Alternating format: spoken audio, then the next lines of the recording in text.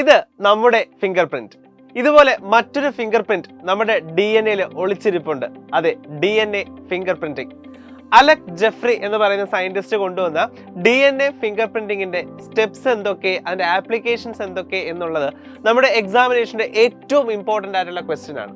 Molecular ബേസിൽ നിന്നും ഈ ചോദ്യം വരാത്ത ഒരു ക്വസ്റ്റ്യൻ പേപ്പർ കാണാൻ കൂടി കിട്ടത്തില്ല. സോ നമുക്ക് നോക്കാം എങ്ങനെയാണ് DNA ഫിംഗർ പ്രിന്റ് നമ്മൾ എടുക്കുന്നത് എന്നുള്ളത്.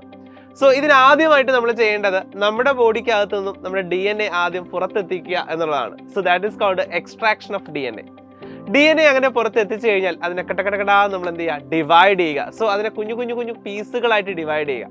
അതിനുവേണ്ടി നമ്മുടെ കയ്യിൽ മോളിക്കുലാർ സിസേഴ്സ് കയ്യിലുണ്ട്. അതെ, റെസ്ട്രിക്ഷൻ എൻഡോന്യൂക്ലിയസ് എൻസൈംസ്. സോ ആ എൻസൈംസ് ഉപയോഗിച്ച് നമ്മൾ DNA കട്ട് ചെയ്യുക. ഇനി ഈ ഫ്രാഗ്മെന്റ്സ് എല്ലാം കൂടി ഇപ്പോൾ ഒരുമിച്ചായിരിക്കും കിടക്കുന്നത് അല്ലേ. സോ അതിനെ ഒന്ന് സെപ്പറേറ്റ് ചെയ്ത് ഓരോന്നിനെയും അതിൻ്റെതായിട്ടുള്ള രീതിക്ക് കാണാൻ പറ്റുന്ന പാകത്തിനാക്കുക എന്നുള്ളതാണ്. സോ അതിനുവേണ്ടി നമ്മൾ ചെയ്യുന്നത് നമ്മുടെ സ്വന്തം ജെൽ ഇലക്ട്രോഫോറസിസ് ആണ്. സോ ജെൽ ഇലക്ട്രോഫോറസിസിലെ വെല്ലിലേക്ക് നമ്മൾ ഇതിനെ ലോഡ് ചെയ്തതിന് ശേഷം നമ്മൾ ആനോഡും കാഥോഡും കണക്ട് ചെയ്യുന്ന സമയത്ത് നമ്മുടെ നെഗറ്റീവ് ചാർജുള്ള DNA ഏറ്റവും സൈസ് കുറഞ്ഞത് ആദ്യം ഓടി താഴേക്ക് പോകും, എന്നാൽ സൈസ് കൂടിയവർ മുകളിൽ നിൽക്കുകയും ചെയ്യും. അങ്ങനെ നമുക്ക് DNA ഫ്രാഗ്മെന്റ്സിനെ സെപ്പറേറ്റ് ചെയ്ത് കിട്ടും. ഇനി ഈ ഫ്രാഗ്മെന്റ്സിനെ എല്ലാം നമുക്കിനി ജെൽ ഇലക്ട്രോഫോറസിന് അങ്ങനെ എടുത്ത് നമുക്ക് ബാക്കി പ്രോസസ്സ് ചെയ്യാൻ പറ്റില്ലല്ലോ. അപ്പൊ അതുകൊണ്ട് ഈ DNA ഫ്രാഗ്മെന്റ്സിനെ നമ്മൾ ഒരു ജെല്ലിൽ നിന്നും ഒരു ഷീറ്റിലേക്ക് നമ്മൾ ഇനി മാറ്റണം. അതിനുവേണ്ടി നമ്മൾ സാധാരണഗതിയിൽ നൈലോൺ അല്ലെങ്കിൽ നൈട്രോസെല്ലുലോസ് ഷീറ്റുകളാണ് യൂസ് ചെയ്യുന്നത്. സോ അങ്ങനെ നമ്മൾ മാറ്റിയെടുക്കുന്നതിന്, അതായത് ഈ നമ്മുടെ അഗ്രോസ് ജെല്ലിൽ നിന്നും ഈ ഒരു ഷീറ്റിലേക്ക് ട്രാൻസ്ഫർ ചെയ്യുന്നതിനെ ബ്ലോട്ട് ചെയ്യുക എന്നാണ് പറയുന്നത്. ഈ ടെക്നിക്കിന്റെ യഥാർത്ഥ പേര് സദേൺ ബ്ലോട്ടിംഗ് എന്നാണ്. അതുകൊണ്ട് തന്നെ DNA ഫിംഗർ പ്രിന്റിങ്ങിന്റെ പഴയ ചോദ്യങ്ങൾ നിങ്ങൾ നോക്കിക്കഴിഞ്ഞാൽ സദേൺ ബ്ലോട്ടിംഗ് ടെക്നിക്സ് എന്നാണ് ക്വസ്റ്റ്യൻ പേപ്പറിൽ കാണുക. കാരണം പണ്ട് ഇതിന്റെ ഈ ടെക്നിക്കിന്റെ പേര് ആക്ച്വലി സദേൺ ബ്ലോട്ടിംഗ് എന്നാണ്.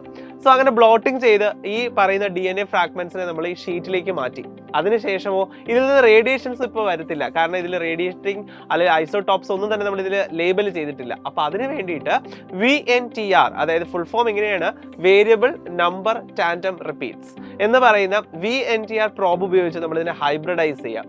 അപ്പോൾ ഇതിൽ നിന്നും റേഡിയേഷൻസ് വരാൻ തുടങ്ങും. അപ്പോൾ ഇനി നമുക്ക് ഇതിനെ റീഡ് ചെയ്യണം അല്ലേ. അപ്പൊ അതിന് വേണ്ടിയിട്ട് ഒരു ഡിറ്റക്ട് ചെയ്യാൻ വേണ്ടിയിട്ട് ഒരു മെഷീൻ ഉണ്ട്. അതിന്റെ പേര് ഓട്ടോ റേഡിയോഗ്രാഫി മെഷീൻ എന്നാണ്. ആ മെഷീനിലേക്ക് നമ്മൾ ഈ ഒരു DNA ഫ്രാഗ്മെന്റ്സിനെ വെച്ച് കൊടുക്കുക. അപ്പോൾ നമ്മുടെ കമ്പ്യൂട്ടർ സ്ക്രീനിൽ നമുക്ക് കൃത്യമായിട്ട് കാണാം നമ്മുടെ ഏറ്റവും പ്രധാനപ്പെട്ട ഫിംഗർ പ്രിന്റ്, അതായത് DNA ഫിംഗർ പ്രിന്റ്. നമുക്കറിയാം പോളിമോർഫിസം എന്ന് പറയുന്ന ഒരു ഫിനോമിനയാണ് ഇതിന്റെ ബേസിക് പ്രിൻസിപ്പിൾ ആയിട്ട് ആക്ട് ചെയ്യുന്നത്. 700 കോടി ജനങ്ങൾ ഈ ലോകത്തുണ്ടെങ്കിൽ 700 കോടി തരത്തിലുള്ള DNA ഫിംഗർ പ്രിന്റും ഈ ലോകത്തിലുണ്ട്. സോ ഏറ്റവും പ്രമുഖമായിട്ടുള്ള ഈ ഫിംഗർ പ്രിന്റിംഗ് പ്രധാനമായിട്ട് 2 കാര്യങ്ങൾക്കാണ് നമ്മൾ യൂസ് ചെയ്യുന്നത്. ഒന്ന്, നമ്മുടെ ക്രൈം ഇൻവെസ്റ്റിഗേറ്ററി ഏരിയകളിൽ, അതായത് നമ്മുടെ ഫോറൻസിക് ഇഷ്യൂസ് വരുമ്പോൾ ആരാണ് ക്രൈം ചെയ്തത് എന്ന് കണ്ടെത്താൻ വേണ്ടിയിട്ടാണ് ഒന്നാമത്തെ ഏറ്റവും ഇമ്പോർട്ടന്റ് യൂസ് എന്ന് പറയുന്നത്. എത്രയോ വിവാദപരമായിട്ടുള്ള നമ്മുടെ ഏറ്റവും പ്രമുഖമായിട്ടുള്ള കുറേ ക്രൈംസ് നമ്മൾ തെളിയിച്ചത് DNA ഫിംഗർ പ്രിന്റിംഗ് എന്ന് പറയുന്ന തെളിവ് ഉപയോഗിച്ചിട്ടാണ്.